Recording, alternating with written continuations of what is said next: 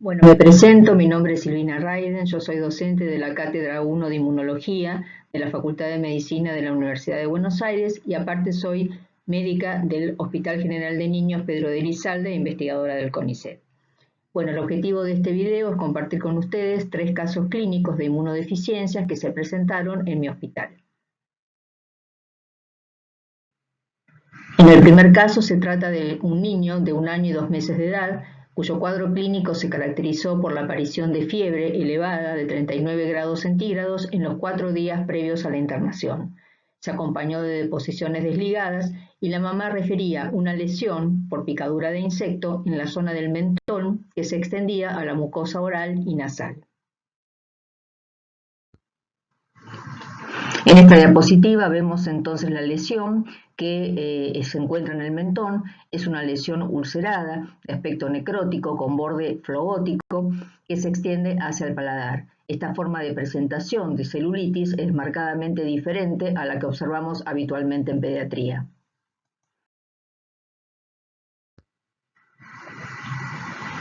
Como antecedentes personales, se trata de un niño recién nacido de término, con peso adecuado para la edad gestacional, con serologías maternas normales y sin antecedentes familiares de importancia.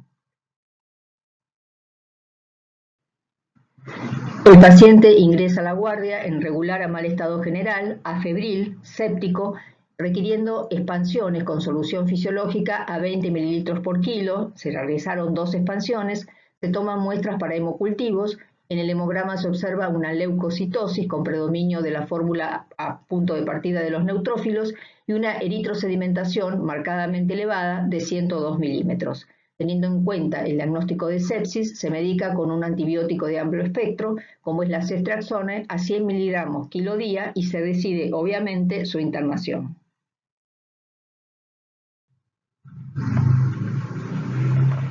El paciente ingresa entonces a la sala de internación con diagnóstico de sepsis a foco cutáneo, ingresa en regular a mal estado general, taquicárdico, afebril, con pulsos débiles e hipotensión, requiere una tercera expansión a 20 mililitros por kilo con solución fisiológica y se amplía el esquema antibiótico medicándolo con piperacilina, tazobactam y vancomicina.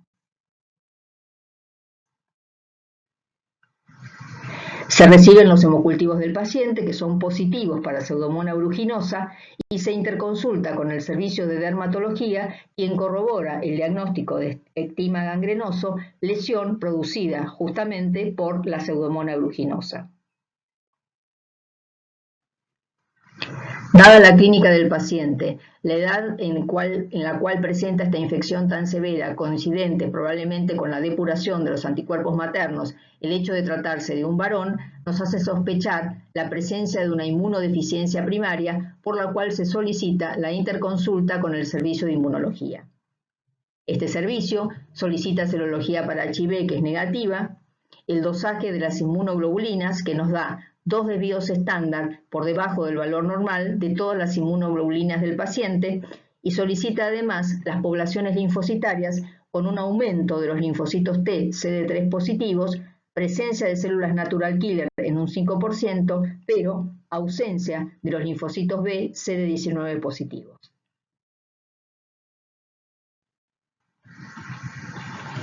Las características clínicas de este paciente, conjuntamente con el fenotipo de laboratorio caracterizado por una hipogamaglobulinemia más ausencia de linfocitos B CD19 positivos en sangre periférica, nos orientan a una inmunodeficiencia primaria de anticuerpos, como es la A-gamaglobulinemia congénita o enfermedad de Bruton. Esta enfermedad se encuentra ligada al cromosoma X y se caracteriza por la mutación en el gen de la BTK o tirosina quinasa de Bruton, que es una quinasa involucrada en la supervivencia de los linfocitos pre-B en la ontogenia de la médula ósea. Por lo tanto, vamos a observar un bloqueo en la diferenciación de los linfocitos pro-B a pre-B, lo que refleja el papel crucial que desempeña la tirosina quinasa de Bruton para la supervivencia y activación de los linfocitos pre-B.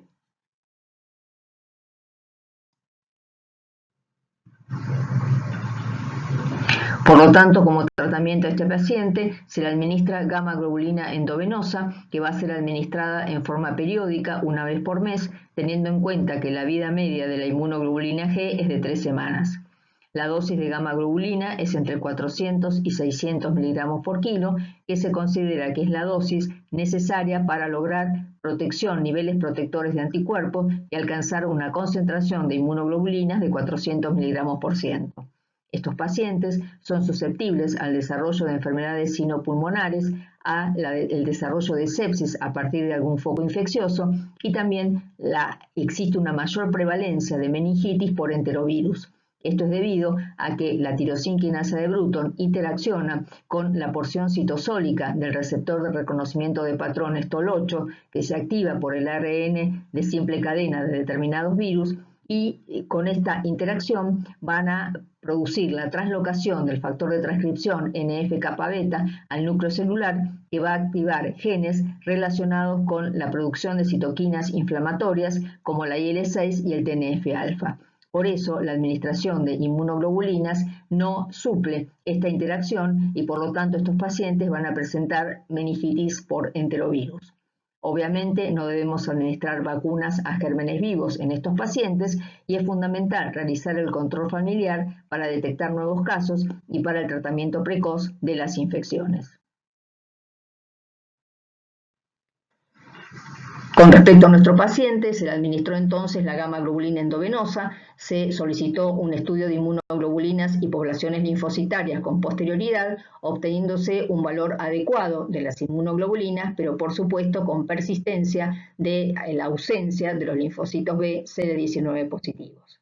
El paciente egresa del hospital en buen estado general, afebril, hemodinámicamente compensado, se otorga el alta médica con seguimiento por los servicios de clínica médica, inmunología e infectología del hospital. El caso clínico número 2 se trata de un niño del sexo masculino, tiene 20 meses de edad, con un peso adecuado de 12 kilos, que ingresa al hospital con un síndrome de dificultad respiratoria, presenta además distensión abdominal y el antecedente de fiebre de 24 horas de evolución. Como antecedentes personales, el niño es un recién nacido de término con un peso adecuado para la edad gestacional, presenta una historia inmunitaria incompleta y el antecedente de 3 internaciones previas, una a los 11 meses por adenitis mesentérica, otra al año y 4 meses por una suboclusión intestinal con una resección intestinal con enteroanastomosis término-terminal por perforación intestinal. A los 13 días se complica con un neumoperitoneo, debiéndose realizar una ileostomía por dehiscencia de la anastomosis previa. Al año y 6 meses presenta un shock séptico por infección asociada a catéter. El paciente ingresa en regular estado general, afebril, presenta hipoventilación en ambas bases pulmonares, con un abdomen distendido, doloroso, pero con ruidos hidroaéreos positivos. En el laboratorio de ingreso se observa una anemia con hemoglobina de 8 gramos, un hematocrito del 26%, una eritrosedimentación elevada de 90 milímetros y una PCR también elevada de 49 miligramos. Se hace dosaje de inmunoglobulinas que se hallan en los límites normales, los hemocultivos son negativos y entre los laboratorios pendientes quedan pendientes justamente los hemocultivos para valorar la infección fúngica como son la lisicentrifugación, la detección de galactomananos o la presencia de hifas en orina. El HIV resultó también negativo. Dado que este paciente ingresa con auscultación pulmonar patológica y abdomen distendido, se realizan ecografía abdominal y tomografía computarizada de abdomen y ecografía pleural y tomografía axial computada de tórax. A nivel del abdomen se observa hígado y vaso aumentado de tamaño y en el vaso se encuentran múltiples imágenes hipoecoicas sugestivas de microabscesos. En la ecografía y tomografía pulmonar se observa condensación en ambas bases pulmonares sin signos de derrame.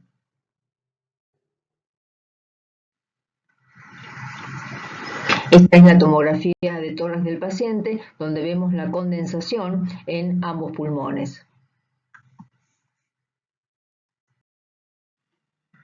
Vemos acá en la tomografía de abdomen, en el vaso, la existencia de lesiones hipodensas que constituyen justamente los microabscesos esplénicos. El diagnóstico, por lo tanto, al ingreso es de neumonía bilateral microabscesos esplénicos y la alta sospecha de una inmunodeficiencia primaria dada la gravedad de la infección presentada por el paciente. Las interconsultas de inicio son con el servicio de infectología, quien indica esquema antibiótico adecuado según clínica y laboratorio, y por la alta sospecha de inmunodeficiencia primaria, se interconsulta con el servicio de inmunología, quien indica el test de nitroglutetrazolio. Este es un test sencillo y efectivo para el diagnóstico de enfermedad granulomatosa crónica. Consiste en la reducción del colorante NBT, nitroglutetrazolium, en el que los intermediarios del oxígeno, al combinarse con el colorante que se difunde dentro de los fagocitos, lo hacen virar a un color azul oscuro, el cual es evaluado por microscopía óptica. El test de nitroglutetrazolio, por lo tanto, nos permite hacer el diagnóstico de enfermedad granulomatosa crónica. Esta es una inmunodeficiencia caracterizada por una deficiencia en los mecanismos microbicidas de las células fagocíticas dependientes del oxígeno por alteración en algunos de los componentes que integran la NADPH oxidasa. Esta es una enzima que está compuesta por componentes de membrana y componentes citosólicos que cuando se produce su activación ocurre la traslocación de los componentes citosólicos a la membrana e inicia la producción de intermediarios reactivos del oxígeno. En las 2/3 partes de los casos, esta inmunodeficiencia es producida por una mutación en la subunidad de GP91 y se encuentra ligada al cromosoma X. En esta enfermedad, los fagocitos acuden al foco infeccioso para tratar de vencer la infección y se forman entonces acúmulos de células que constituyen los granulomas que caracterizan a esta enfermedad.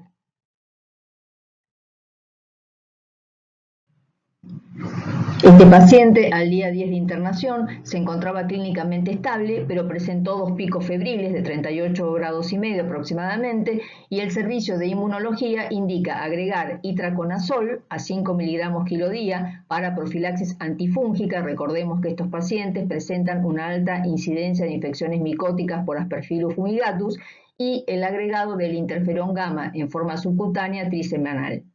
Al día 15, el paciente se encontraba en buen estado general, pero con empeoramiento a la auscultación respiratoria y con polo de vaso doloroso a la palpación. Presentó además 4 picos febriles de entre 38 y 39 grados centígrados. Se realiza, por lo tanto, una ecografía abdominal que muestra un hígado con aumento de tamaño, vaso también aumentado de tamaño, con las múltiples imágenes hipoecoicas de centro ecogénico sugestivos de microabscesos. Se decide rotar la medicación antibiótica a piperacilina tazobactam y continuar con clindamicina.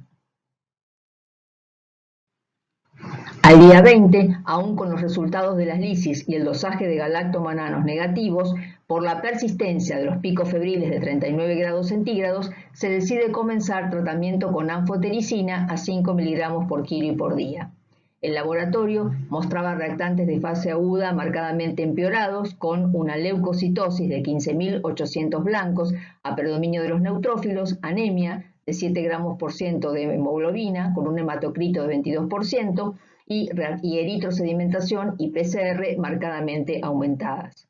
Permanece un día estable y afebril, pero luego, el día 23, el paciente se encuentra en regular a mal estado general, reaparecen los picos febriles, se modifica la medicación antibiótica, pero durante la guardia de ese mismo día, el paciente se encuentra en mal estado general, primero febril y luego con hipotermia, hipotenso, con una saturación de oxígeno disminuida, con frecuencia cardíaca aumentada, taquipnea, interpretándose el cuadro como un shock séptico, decidiéndose, por lo tanto, su pase al servicio de terapia intensiva, donde requiere altas concentraciones de inotrópicos para poder lograr su compensación hemodinámica, y se lo coloca en asistencia respiratoria mecánica, que permanece durante 10 días. Se realiza un ateneo multidisciplinario donde se invita al servicio de cirugía para plantear la posible realización de una esplenectomía, debido a que estos microabscesos esplénicos podrían ser los responsables de émbolos sépticos. Se realiza entonces la esplenectomía al 8º día de su ingreso a la unidad de terapia intensiva, a partir de la cual el paciente presenta buena evolución clínica. Esta imagen corresponde a la pieza macroscópica donde se observan los focos de inflamación granulomatosa en algunas partes necrotizantes. El caso clínico número 3 corresponde a un niño de 10 años de edad con un peso adecuado que presenta el diagnóstico de artritis reumatoidea juvenil, enfermedad autoinmune que compromete las pequeñas articulaciones de manos y pies desde los 6 años de edad, que ingresa al hospital con fiebre de 48 horas de evolución y dolor articular en tobillo izquierdo y cadera derecha. Como antecedentes personales, el niño es un recién nacido de término de un peso adecuado a su edad gestacional, presenta desde los 6 años el diagnóstico de artritis reumatoide juvenil en tratamiento con inmunosupresores. El control reumatológico lo realiza cada 6 meses, ya que es un paciente derivado de la provincia de La Pampa y concurre a nuestro hospital para hacerse los controles. Al examen físico de ingreso, el paciente se encuentra en regular estado general, febril, presenta flegosis, hipertermia y eritema en el tobillo y pie izquierdo, dolor a la movilización en la cadera derecha con una intensidad del dolor referida como 10 en 10 y un antecedente de traumatismo ocular en los días previos a la internación. En el laboratorio de ingreso encontramos un hemograma con una marcada leucocitosis de 35.200 por milímetro cúbico, con un predominio de un 85% de neutrófilos, una eritro muy elevada de 90 milímetros y una PCR también muy elevada de 142. Los hemocultivos son negativos. La ecografía de caderas, rodillas y tobillos revelan un derrame articular de la cadera derecha con edema en piel y en el tejido celular subcutáneo del pie izquierdo.